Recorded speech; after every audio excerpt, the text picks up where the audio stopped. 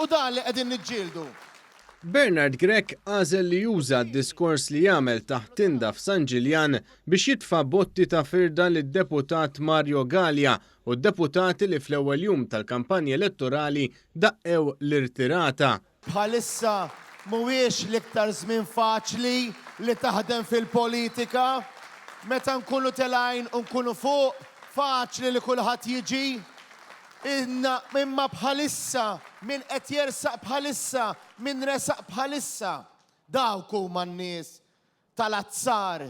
Il-kap nazzjonalista għal dan fl-istess jum li Mario Gallia mal-Malta Today u Times qal li nies qrib it-tmexxija ta' Bernard Grech l-establishment nazzjonalista għamlulu ħajtun fern u saħansitra stqar kif affaċċja tajjir mill-istess persuni fuq is-saħħa mentali tiegħu.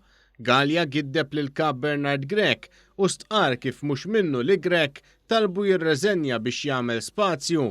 Taħt it-tinda f'San Ġiljan, Bernard Grech semma lil Luis Gallia u Francis Zamid Demek, żewġ persuni prominenti mill-passat tal-Partit Nazzjonalista u li għadhom prominenti sew fit-tmexxija tal-partit.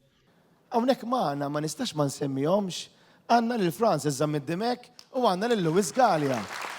Kien hemm żmien meta dawn iż-żewġ persuni kienu pilastri ewlenin tal-Partit Nazzjonalista u tal-pajjiż. Evidenza li l-Partit Nazzjonalista huwa staġnat fil-passat huma filmati ta' One News li jiġdu kif Francis Zamid Demek għad għandu rwol ewlieni fit-tmexxija tal-partit.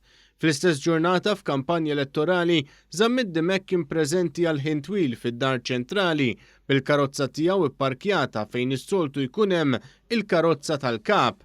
Sorsi mid-Dar Ċentrali qalulna kif il-bidla ta' Francis Zamid Demek bħala segretarju ġenerali biex minfloku jilħaq Michael Piccinino kienet biss waħda kosmetika, hekk kif Francis Zamid Demek xorta waħda tandu sem qawwi fit-tmexxija tal-partit.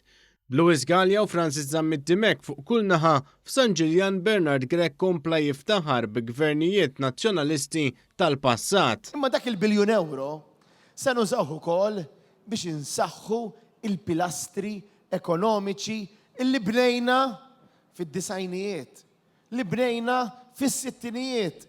B'din id-dikjarazzjoni Bernard Grech qajjem ukoll numru ta' mistoqsijiet ġodda dwar din il-proposta prinċipali tiegħu f'kampanja elettorali. Dan hekk kif issa qed jgħid li s-setturi kollha f'pajjiżna ser igawdu mill-biljun euro u qiegħda li tfisser ukoll nofs biljun euro dejn għall pajjiż kif ikkonfermat minn Bernard Grech stess.